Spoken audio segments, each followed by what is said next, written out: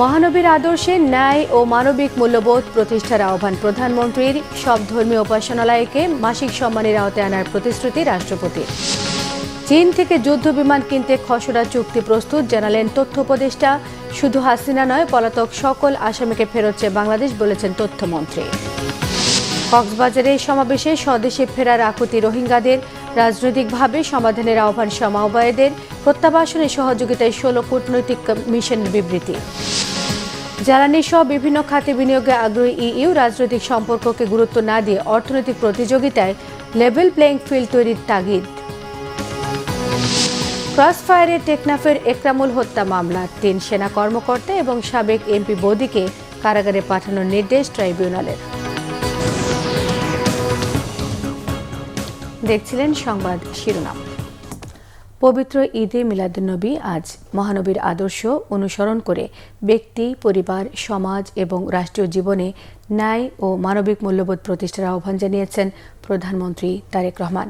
পবিত্র ঈদে মিলাদুন্নবী উপলক্ষে মঙ্গলবার দেয়া এক বাণীতে দেশের সর্বস্তরের ধর্মপ্রাণ মুসলমান সহ বিশ্বের সমগ্র মুসলিম উম্মাহকে আন্তরিক শুভেচ্ছা জানান প্রধানমন্ত্রী।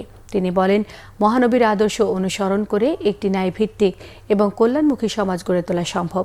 সত্য এবং ন্যায়ের পথে অবিচল থাকতে এবং সমাজ ও দেশের প্রতি দায়িত্বশীল ভূমিকা পালনে তরুণদের অনুপ্রাণিত করতে পারেন মহানবীর আদর্শ। প্রধানমন্ত্রী বলেন, বর্তমান বিশ্ব নানা সংকট এবং চ্যালেঞ্জের মধ্য দিয়ে অতিক্রম করছে। যুদ্ধ, সংঘাত, হিংসা, বৈষম্য, অসহিষ্ণুতা এবং নৈতিক অবক্ষয় মানুষের শান্তি, নিরাপত্তা এবং স্বাভাবিক জীবনকে ব্যাহত করছে। এমন এক সময়ে মহানবীর শান্তি, ন্যায়, সহমর্মিতা, ক্ষমা এবং মানবিকতার শিক্ষা অত্যন্ত প্রাসঙ্গিক। 2030 সালের আগে দেশের সকল মসজিদ সহ অন্যান্য ধর্মীয় উপাসনালয় মাসিক সম্মানী ভাতার আওতায় আসবে বলে আশা প্রকাশ করেছেন রাষ্ট্রপতি মির্জা ফখরুল ইসলাম আলমগীর। মঙ্গলবার বাইতুল মোকাররম জাতীয় মসজিদে পবিত্র ঈদে মিলাদুন্নবী উপলক্ষে আয়োজিত সিরাতুন্নবী অনুষ্ঠানের উদ্বোধনী পর্বে তিনি এসব কথা বলেন। তিনি বলেন, ধর্মীয় নেতাদের মর্যাদা বৃদ্ধি এবং তাদের কল্যাণ নিশ্চিত করতে সরকার প্রতিশ্রুতিবদ্ধ। এর মধ্যে ইমাম, মুয়াজ্জিন এবং খাদেমদের মাসিক সম্মানী ভাতা দেওয়া শুরু হয়েছে। অন্যান্য ধর্মীয় উপাসনালয়েও সেবাদানকারীদের সম্মানী ভাতা দেওয়ার কার্যক্রম শুরু হয়েছে বলেও তিনি জানিয়েছেন। এ সময় কর্তৃত্ববাদ, ফ্যাসিবাদ এবং অন্যায় যেন আর কখনো ফিরে আসতে না পারে, সেজন্য সমাজ এবং রাষ্ট্রের সকল ক্ষেত্রে ইসলাম ধর্মের শান্তি, ন্যায় এবং সম্প্রীতির মর্মবাণী লালন করার আহ্বান জানিয়েছেন রাষ্ট্রপতি। পরে বাংলাদেশকে সম্প্রীতির এক উজ্জ্বল দৃষ্টান্ত হিসেবে উল্লেখ করে ন্যায় বিচার, সাম্য এবং সম্প্রীতির বাংলাদেশ গড়ে তোলার উপর জোর দেন রাষ্ট্রপতি। আমার বিশ্বাস, পবিত্র ঈদে মিলাদুন্নবী সাল্লাল্লাহু আলাইহি ওয়াসাল্লাম উপলক্ষে আয়োজিত এই ধরনের কর্মসূচি ইসলামের শান্তি, সৌহার্দ্য ও মানব কল্যাণের বাণী মানুষের কাছে পৌঁছে দিতে কার্যকর ভূমিকা রাখবে। আমি এই মন্ত্রী আসার আগে আমাদের মাননীয় ধর্মমন্ত্রী, প্রতিমন্ত্রী ইসলামিক ফাউন্ডেশন এবং বাইতুল মোকাররমের সম্প্রসারণ, উন্নয়ন, এই বিষয়ে কথা বলেছেন। আমি অবশ্যই সরকারকে অনুরোধ করব যে তারা যেন এই বিষয়গুলো সরকার গ্রহণ করে এবং এই বিষয়গুলো যেন বাস্তবায়িত করা সম্ভব হয়, সেই বিষয়ে তারা উদ্যোগ গ্রহণ করবে। এদিকে বর্তমান সরকার সশস্ত্র বাহিনীকে একটি আধুনিক চতুর্মাত্রিক বাহিনী হিসেবে গড়ে তুলতে কাজ করে যাচ্ছে বলেছেন রাষ্ট্রপতি মির্জা ফখরুল ইসলাম আলমগীর। দুপুরে বঙ্গভবনে রাষ্ট্রপতির সঙ্গে সাক্ষাৎ করেন সেনাবাহিনী প্রধান জেনারেল ওয়াকারুজ্জামান, নৌবাহিনী প্রধান অ্যাডমিরাল খন্দকার মিসবাউল আজিম এবং বিমান বাহিনী প্রধান air chief marshal Hasan Mahmud Khan. সাক্ষাৎকালে বাহিনী প্রধানগণ রাষ্ট্রপতি দায়িত্বভার গ্রহণ করায় মির্জা ফখরুল ইসলাম আলমগীরকে আন্তরিক অভিনন্দন এবং শুভকামনা জানান। তারা নিজ নিজ বাহিনীর বিভিন্ন কার্যক্রম সম্পর্কে রাষ্ট্রপতিকে অবহিত করেন এবং দায়িত্ব পালনে সশস্ত্র বাহিনীর সর্বাধিনায়ক হিসেবে রাষ্ট্রপতির দিক নির্দেশনা এবং সহযোগিতা কামনা করেন। রাষ্ট্রপতি মির্জা ফখরুল ইসলাম আলমগীর সশস্ত্র বাহিনীর কার্যক্রমে সন্তোষ প্রকাশ করেন। রাষ্ট্রপতি তার দায়িত্ব পালনকালে বাহিনীর সদস্যদের পেশাগত দক্ষতা বৃদ্ধির পাশাপাশি সশস্ত্র বাহিনীর সার্বিক উন্নয়নে সর্বোচ্চ সহযোগিতা অব্যাহত থাকবে বলে 3 বাহিনীর প্রধানকে আশ্বস্ত করেন। চীন থেকে যুদ্ধ বিমান এবং অ্যাটাক হেলিকপ্টার কিনতে একটি খসড়া চুক্তিপত্র প্রস্তুত করেছে বাংলাদেশ। সচিবালয়ে নিয়মিত সাপ্তাহিক ব্রিফিংয়ে তথ্য উপদেষ্টা ডাক্তার জাহেদুর রহমান বিষয়টি নিশ্চিত করেন। উপদেষ্টা জানান, সারের সংকট নেই, তবে বিতরণে অনিয়মের সঙ্গে জড়িতদের বিরুদ্ধে ব্যবস্থা নিচ্ছেন সরকার। এদিকে তথ্য ও সম্প্রচার মন্ত্রী আন্দালিব রহমান বলেছেন, শেখ হাসিনা সহ যাদের নামে মামলা তাদের প্রত্যেককে ফেরত চায় বাংলাদেশ। ভারতের সরকার শেখ হাসিনার বিষয়ে রাজনৈতিকভাবে দায়ভার নিতে চাচ্ছে না বলে দেশটির বিচার বিভাগের ওপর ছেড়ে দিচ্ছে। এটি শেখ হাসিনার জন্য খুব একটা সুখকর নয় বলেও মন্তব্য করেছেন তথ্য ও সম্প্রচার মন্ত্রী। রিপোর্ট করছেন সৈয়দ আব্দুল মহিদ। মঙ্গলবার সচিবালয়ে সরকারের উন্নয়ন অগ্রগতি পরিকল্পনা ও সমসাময়িক নানা ইস্যুতে সংবাদ সম্মেলনে গণমাধ্যমের মুখোমুখি হন সদ্য দায়িত্ব পাওয়া তথ্যমন্ত্রী আন্দালিব রহমান, উপদেষ্টা ডাক্তার জাহেদুর রহমান ও তথ্য প্রতিমন্ত্রী ইয়াসের খান চৌধুরী। সংবাদ সম্মেলনের শুরুতে তথ্য মন্ত্রণালয় থেকে প্রকাশিত প্রধানমন্ত্রীর আই হ্যাভ এ প্ল্যান শীর্ষক বইয়ের মোড়ক উন্মোচন করেন মন্ত্রী, উপদেষ্টা ও প্রতিমন্ত্রী। বক্তব্যের শুরুতে তথ্য উপদেষ্টা তুলে ধরেন গত এক সপ্তাহে সরকারের নানা উদ্যোগ আর পরিকল্পনার তথ্য। বলেন, শিক্ষা, স্বাস্থ্য এর পাশাপাশি সামরিক বাহিনীর জন্য অ্যাটাক হেলিকপ্টার, ফাইটার এয়ারক্রাফট সহ জনগণের নিরাপত্তার স্বার্থে সব সামরিক সক্ষমতার দিকে নজর দিচ্ছে সরকার। আধুনিকায়নের পার্ট হিসেবে বিভিন্ন মডেলের চতুর্থ প্রজন্মের MRCA, multi role combat aircraft, fighter aircraft, attack helicopter, VIP helicopter, UAV system সহ এগুলো চলমান রয়েছে। এই অর্থবছরের বাজেট সাহায্য পাওয়া গেলে সেটা করা হবে, আদারওয়াইজ পরের বাজেটে এটা চলে যাবে। MRCA, J-10CE এবং অ্যাটাক হেলিকপ্টার একটি কমিটি কর্তৃক নেগোসিয়েশন মিটিং এর খসড়া চুক্তিপত্র হয়েছে। আমরা J-10 ফাইটার বাংলাদেশ কিনতে পারি, এই ধরনের আলোচনা আমরা খেয়াল করেছি, এর একটু যোগ করে রাখা ভালো। আমরা J-10 ফাইটার কিনবো, এটা হয়তো কোনো একটা সময় বা অন্তত আলোচনা চালাচ্ছি, আমরা সেদিকে এগোচ্ছি। এটা 5 আগস্ট পূর্ববর্তী সময়ে সম্ভব ছিল না। সারের কোনো সংকট নেই, ঘাটতি যেন না হয় তার জন্য প্রয়োজনীয় সার আমদানি করা হয়েছে। বিদ্যুৎ সংকট নিরসনে সরকার কি কি উদ্যোগ নিয়েছে তাও তুলে ধরেন উপদেষ্টা। পর্যাপ্ত মজুদ রয়েছে, অতিরিক্ত সার রক্ষিত আছে, কিছুটা সমস্যা বিতরণে আছে এবং আপনারা এটুকু সংবাদ মাধ্যমের কর্মীরা জানেন, সরকার বিতরণ ব্যবস্থায় কিছু পরিবর্তন আনতে যাচ্ছে, যেটা কৃষক এবং জনগণের স্বার্থে। সেটা নিয়ে কিছুটা অস্থিরতা, কিছু নতুন প্রসেসের সাথে অ্যাডজাস্ট করার সমস্যা, এগুলো হচ্ছে। কোন ডিলার তার প্রতি অ্যালটেড যে পরিমাণ সার আছে সেটা তারা উত্তোলন করছেন না। এই ধরনের কিছু ঘটনার কারণে কোনো জায়গায় কিছু সমস্যা তৈরি হচ্ছে, তবে আমরা আশা করি এটা খুব বেশি কন্টিনিউ করবে না। তথ্য সম্প্রচার মন্ত্রী এ সময় বলেন, ইন্টেলেকচুয়াল ফ্যাসিজমে যারা বিশ্বাস করে বা যেসব গণমাধ্যম ফ্যাসিজমের মত তৈরি করে, জনগণ তাদের সামাজিকভাবেই বয়কট করবে। ওই ইন্টেলেকচুয়াল চিন্তা চেতনায় যদি কেউ ফ্যাসিজমকে সাপোর্ট করে, প্রমোট করে, সেই জিনিসটাকে তো আসলে আমরা সামাজিকভাবে ধিক্কার জানানো ছাড়া কিছু করতে পারি না। সাবেক যে ফ্যাসিস্ট সরকারের যে প্রধানমন্ত্রী ছিলেন, উনি এখন ভারতে আছেন। ওই সরকার হয়তো পলিটিক্যালি এখন ওই দায়ভার নিতে চাচ্ছেন না বলে এটা জুডিশিয়ারির উপরে দিয়ে দিচ্ছেন। তো আমার মনে হয় যে ওনার জন্য ওই সংবাদটা খুব একটা সুখকর হবেন না। বাট আমাদের তো দাবি একটাই, যে সেটা হলো যে শুধুমাত্র উনি কেন, প্রত্যেককে আমরা ফেরত চাই। আর তথ্য সম্প্রচার প্রতিমন্ত্রী ইয়াসের খান চৌধুরী বলেন, গণমাধ্যমে সরকারের সমালোচনা বা ভুল ত্রুটি তুলে ধরতে কোনো বাধা নেই, কিন্তু এই সুযোগে কেউ যেন রাষ্ট্রের বিরুদ্ধে কোনো কথা বলতে না পারে সে ব্যাপারে সজাগ থাকতে হবে।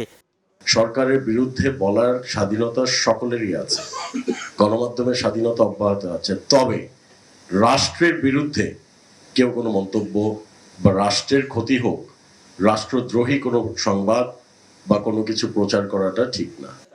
সরকারি গণমাধ্যমে সরকারি দলের পাশাপাশি বিরোধী দলের সংবাদও সমান গুরুত্ব দিয়ে প্রচারের জন্য রাষ্ট্রীয় মাধ্যমকে নির্দেশ দেয়া হয়েছে বলেও জানান প্রতিমন্ত্রী।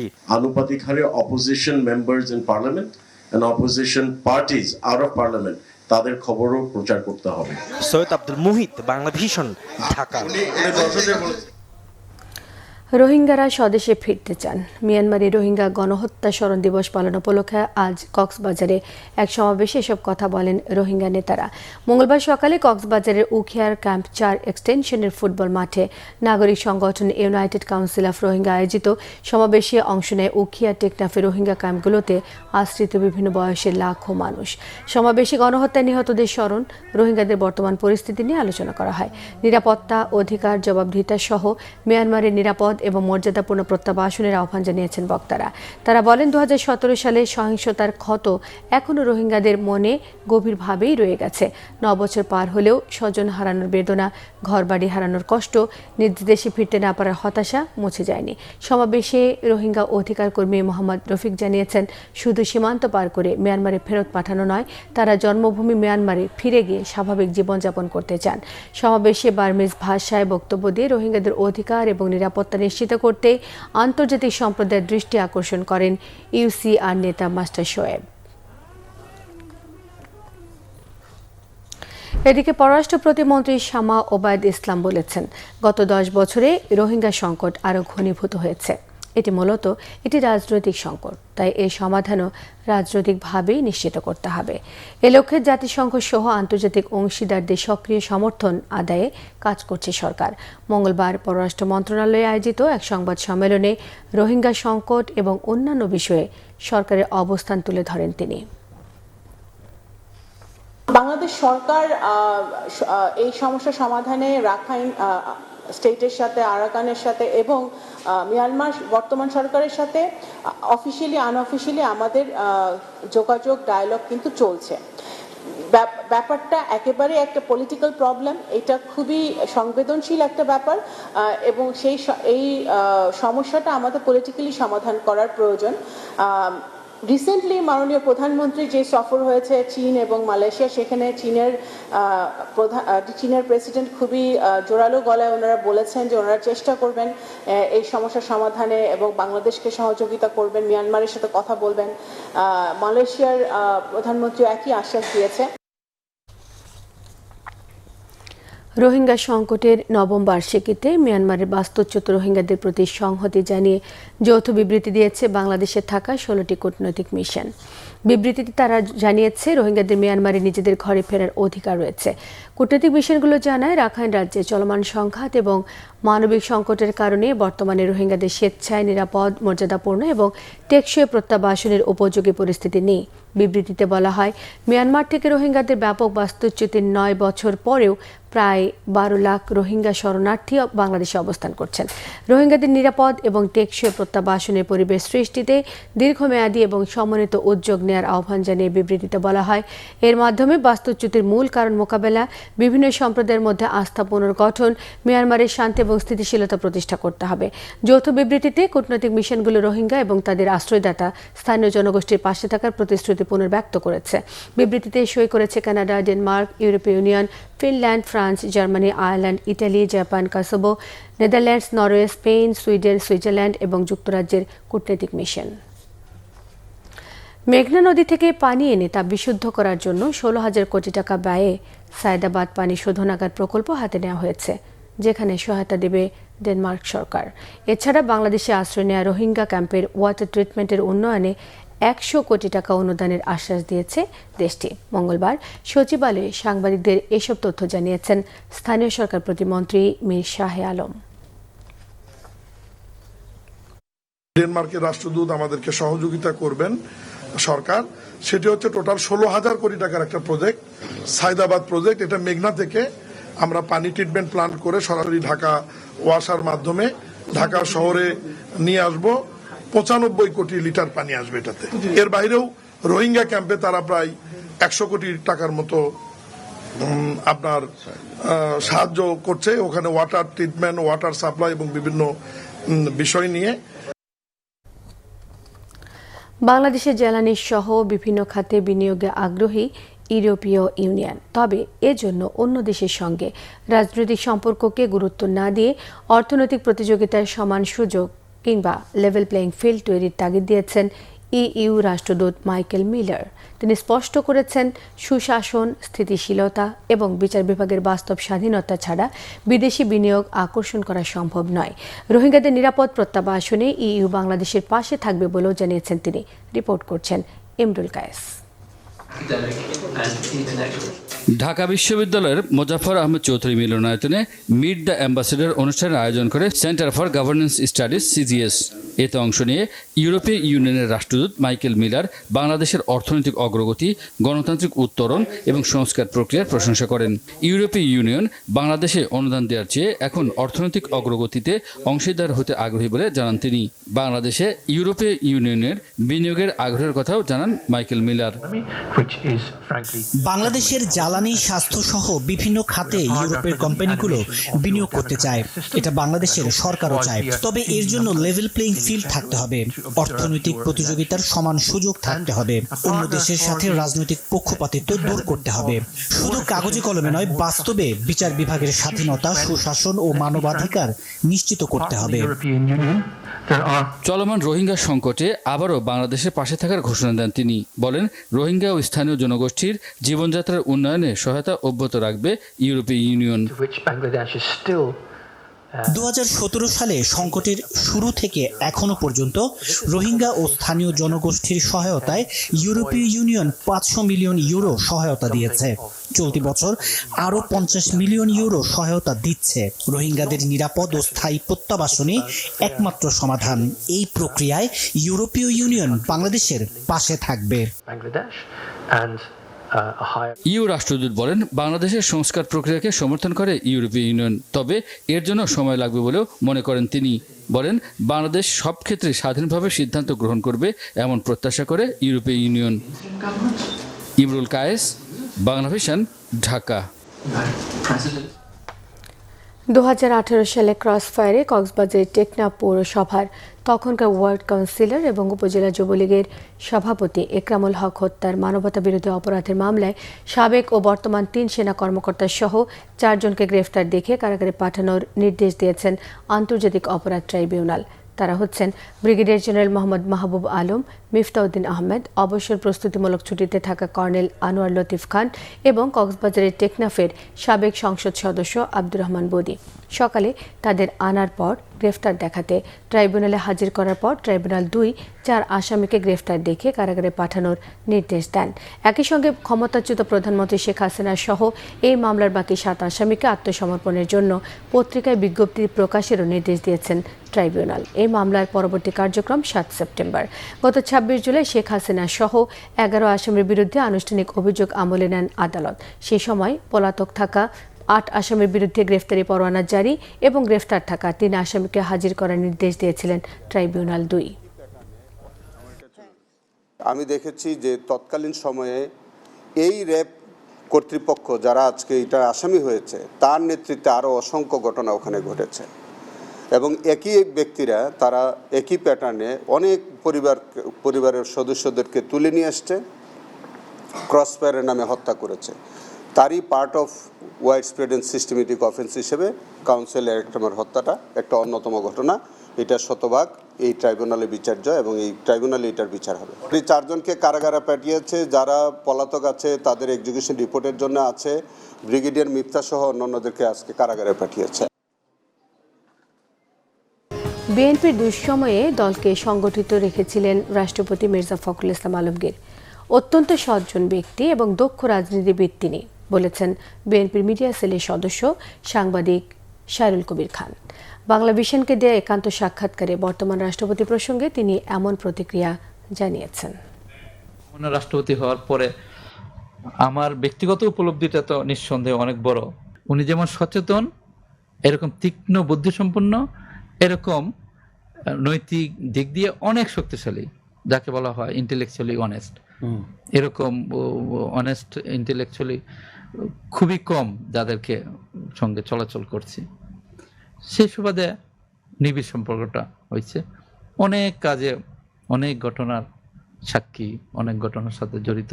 ছাত্রনেতা থেকে শুরু করে বিএনপির মহাসচিব হলেন, টোটাল জীবনটাই ওনার রাজনীতির সাথে যুক্ত আছে।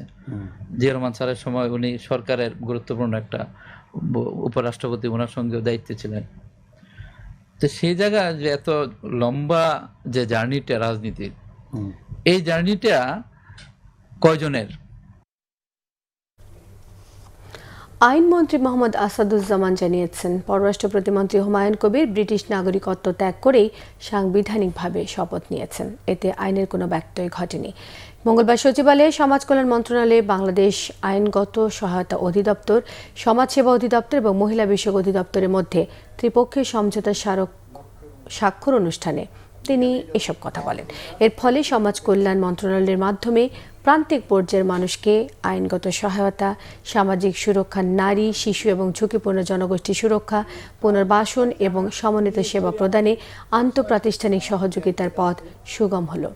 এক প্রশ্নের জবাবে আইনমন্ত্রী জানিয়েছেন, বাগেরহাটে গুমের ঘটনার তদন্ত স্বাধীনভাবে আইন অনুযায়ী চলবে। বর্তমান সরকারের আমলে আইন শৃঙ্খলা বাহিনীর পক্ষ থেকে রাজনৈতিক কোনো হয়রানিমূলক মামলার ঘটনা ঘটেনি। আইনে যেটা আছে সেটা আছে। দ্বিতীয় হলো, এই সরকার যেটা করেছেন সংবিধান মেনেই করেছেন, এখানে কোনো ব্যত্যয়ের কোনো কিছু ঘটেনি। সুতরাং আমরা যা করেছি সাংবিধানিকভাবে করেছি।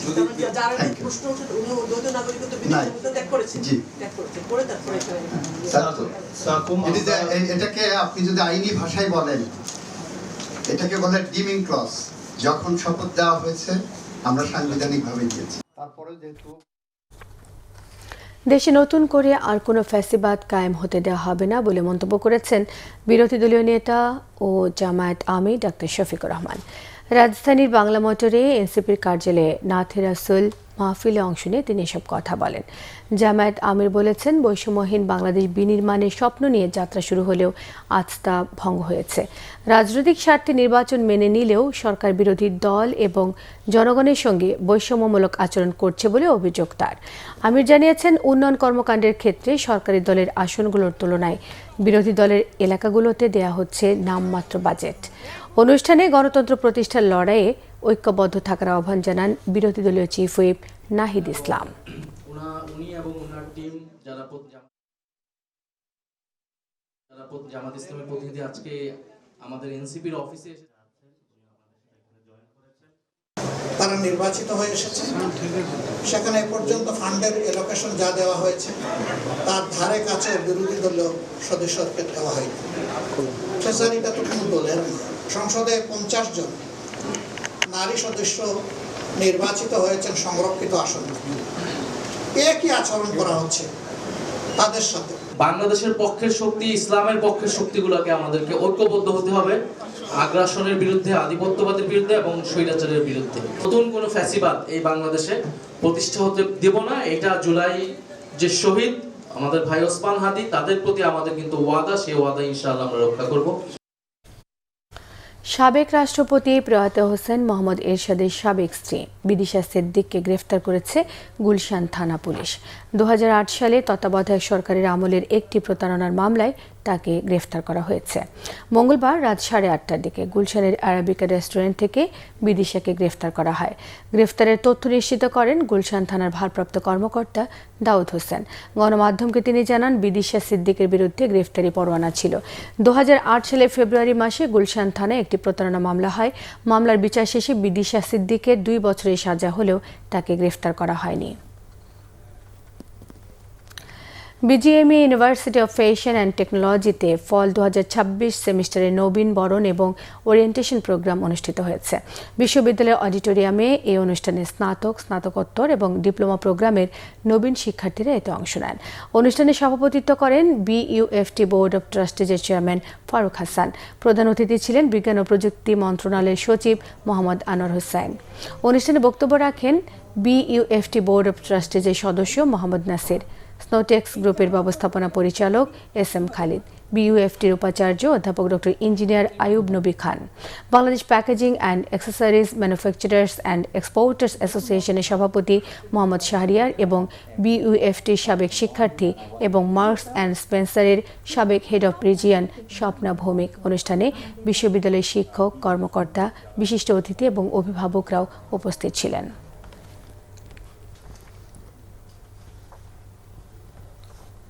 ব্রাজিলের বিপক্ষে ম্যাচ খেললে তা হবে বাংলাদেশের জন্য বড় অর্জন, তবে দেশের ফুটবলের তেমন কোনো পরিবর্তন হবে না। তাছাড়া এই ম্যাচ আয়োজনে এখনো অনেক আলোচনা বাকি, বলেছেন ক্রীড়া প্রতিমন্ত্রী আমিনুল হক। ফিফা উইন্ডোতে আগামী অক্টোবরে ভারতে প্রীতি ম্যাচ খেলতে আসবে 5 বারের বিশ্ব চ্যাম্পিয়ন ব্রাজিল। সেজন্য সিবিএর একটি প্রতিনিধি দল ভারত সফর করে। ফুটবল উন্মাদনায় ব্রাজিলের অগণিত সমর্থক আছে বাংলাদেশেও। ভারতের প্রতিবেশী দেশ হওয়ায় বাংলাদেশেও ঘুরে যায় ব্রাজিলের প্রতিনিধি দলটি।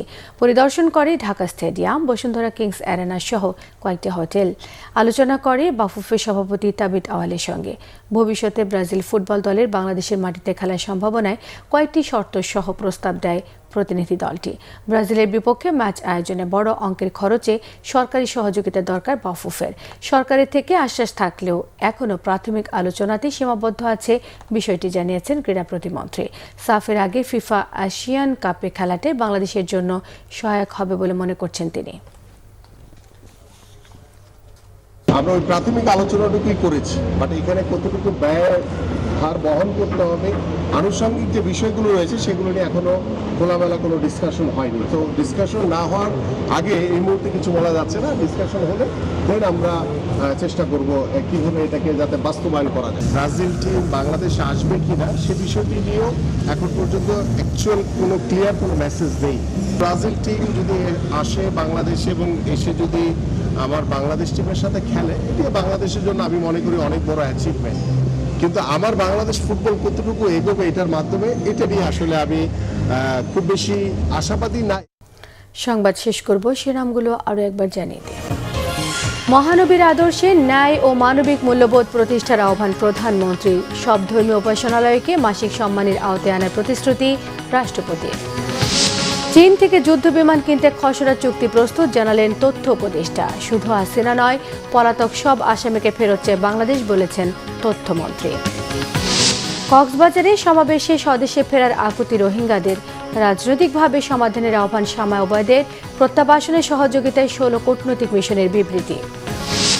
জ্বালানি সহ বিভিন্ন খাতে বিনিয়োগে আগ্রহী ইইউ। রাজনৈতিক সম্পর্ককে গুরুত্ব না দিয়ে অর্থনৈতিক প্রতিযোগিতায় লেভেল প্লেইং ফিল্ড তৈরির তাগিদ। ক্রসফায়ারে টেকনাফের একরামুল হত্যা মামলা, 3 সেনা কর্মকর্তা এবং সাবেক এমপি বদিকে কারাগারে পাঠানোর নির্দেশ ট্রাইব্যুনালের।